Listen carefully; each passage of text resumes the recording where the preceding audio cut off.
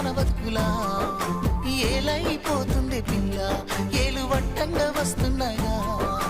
ఇన్నాళ్ళ ఎడబాటు ఎడవాసిపోతుంది ఈ సీనయ్య గుండున్నదే సినదారా నీ కోసము